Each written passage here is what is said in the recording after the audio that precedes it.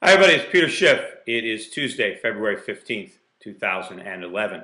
Well, I wanted to talk about President Obama's budget proposal for, fiscal 2012. The president has been making the rounds. He's done quite a few press conferences to brag about his courage and his commitment to reining in out of control deficit spending, to forcing the government to behave like an American family and live within its means. Very few American families that do that these days either. But the reality is, this whole thing is a farce. I mean, first of all, he is talking about 1.1 trillion in cuts. In fact, he's saying they're slashing 1.1 trillion from the deficit. Well, where's this number coming from, 1.1 trillion? Well, that's how much the president claims they're cutting over the next 10 years. 10 years? I mean, what about this year? What are they cutting now? I mean, 1.1 trillion over 10 years, that's 100 billion a year. Well, the budget is 3.7 trillion. That's what they're spending. This year's deficit, 2011, is 1.6 trillion.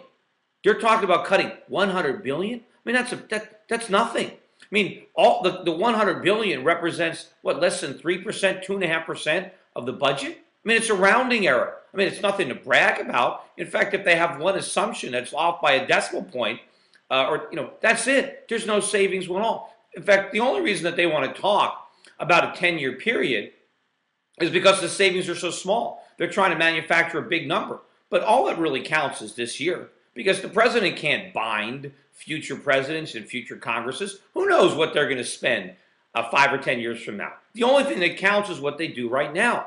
In fact, if they were to cut 1.1 trillion from this year's deficit, it wouldn't even eliminate it, because it'd still be 400 billion. This 1.6 trillion is a record. No, this is all smoke and mirrors. To think that the government can even project on the economy 5 or 10 years out. The real reason that there's 1.1 trillion in cuts, it's not because the president is actually cutting any spending. It has to do with these rosy economic assumptions that the president is making, that haven't a prayer of actually coming true. I spoke about this a lot on my radio show today at theschiffradio.com. So rather than repeating all that, you got to go and listen to that show, because they make these crazy assumptions on what interest rates are going to be for the next 10 years, what inflation is going to be for the next 10 years, what unemployment is going to be for the next 10 years, what the GDP growth rate is going to be for the next 10 years. They have no clue. I mean, they don't know what it's going to be next year, let alone 10 years from now. And of course, what they assume is just pie in the sky, never even going to happen. But, think about, what was President Obama projecting the 2011 deficit would be in 2010? They were projecting about 1.2 trillion. So it came in 400 billion higher. They weren't even close. They were off by 400 billion 1 year away. How are they going to get 10 years worth of deficits to within 100 billion a year? About economic forecasting, they couldn't forecast the biggest recession since the Great Depression. They couldn't forecast the financial crisis of 2008 in 2007. So how do they know what's going to happen over the next 10 years? They don't. That's the truth. They're clueless. This thing is a farce. They don't want any real budget cutting. They want to continue business as usual. In fact, President Obama actually has new spending in the bill. Of course, he's calling it investment, because spending is bad, right? But investment is good. Yes, investment is good when it happens in the private sector. It's bad when the government spends money and calls it investments. Government doesn't invest. It spends. See, in the private sector, if there's an investment and it's bad, right? If somebody combines land, labor, and capital in a way that doesn't efficiently satisfy human demands, there's a loss there, and the activity comes to an end. If they do it right, then they make a profit, and they expand the activity, and they command more resources. But in government, when government screws up, there is nothing to put it to an end. It just continues in perpetuity, because the government can fund itself with taxes or borrowing or printing. And so we don't want the government to invest money. We want the government to stop spending so that the private sector can invest. In fact, the one area that the president wants to invest in is education. Well, part of the problem is we are spending too much money right now and flushing it down the educational bureaucratic rat hole. That's what we're doing. We're not educating anybody. Yes, we're keeping a lot of kids in school, probably longer than they need to be. There are a lot of kids that are in school right now that would probably be better off working and earning a trade. We have too many people in college. The president wants even more people to go to college so that we can have more unemployed college graduates, or have more college graduates driving taxi cabs or ringing cash registers. We don't need that. All of the money that is being diverted from government to education is money that can't be used to grow the economy, to create jobs for the people who are trapped in this educational bureaucracy. And unfortunately, the Republicans aren't much better. Yeah, they want to make a few more cuts, but it's still peanuts compared to what needs to be done. Nobody wants to address entitlements. No one wants to talk about cutting or actually cut Social Security, Medicaid, Medicare. No one is talking about making some serious cuts to defense.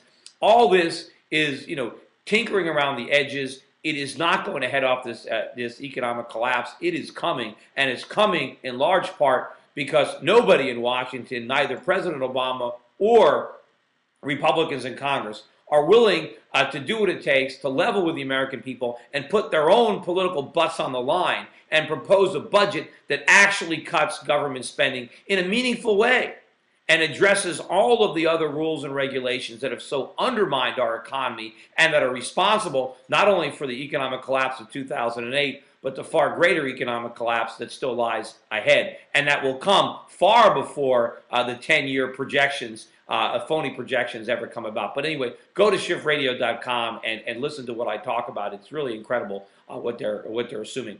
One other thing I wanted to talk about today was the takeover of the New York Stock Exchange by Deutsche Börse, the German exchange. The media will talk about it more as if it's a merger, but the reality is the Germans own the New York Stock Exchange. And this is certainly symbolic. I mean, this is going to happen to a lot of our iconic companies. We have basically borrowed all this money to consume when the world no longer wants our debt, our paper, and instead they want to convert their dollars into real assets. A lot more of our companies are going to go up for grabs, and we're going to see a lot more than just the New York Stock Exchange. Many of the major companies, the multinational companies that are listed on the New York Stock Exchange, are also going to be bought out and owned by foreigners. And this is not a good thing. It is a symbol of our demise. I wrote an article about this you can read it on my website at Europac.net, called "Another One Bites the Dust." And it came out in January of 2008. And in that article, I described why I thought New York would be the next Detroit, and that I thought we were going to lose the financial service industry the same way we lost the automobile industry. At one time, Detroit was the automobile capital of the world. Now it's just a city that makes cars. There is no capital of the world anymore. There's certainly regional capitals. You got Japan and Asia, you got Germany and Europe, but Detroit is a shadow of its former self, and it lost that edge because government regulations and taxes and union demands made them uncompetitive. They lost their reputation for high quality and low cost, and other countries seized on those attributes.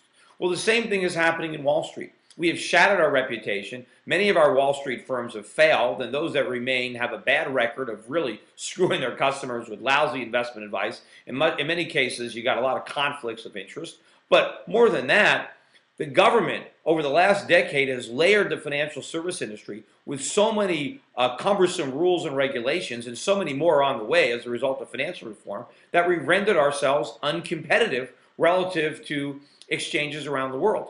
And also, when America dominated the globe, we had all the savings. So it made sense that capital was allocated here in New York, because after all, that's where it was accumulated. Well, now that's not the case. The savings are being accumulated outside the United States. They're being accumulated in Asia. And so the financial capitals of the world are going to move.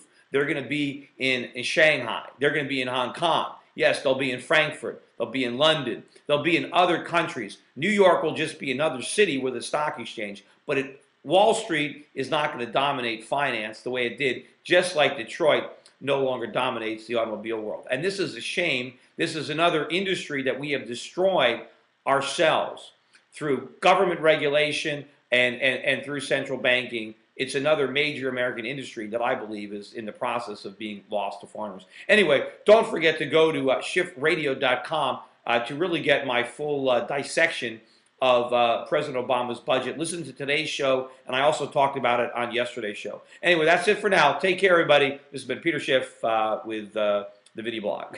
Bye-bye.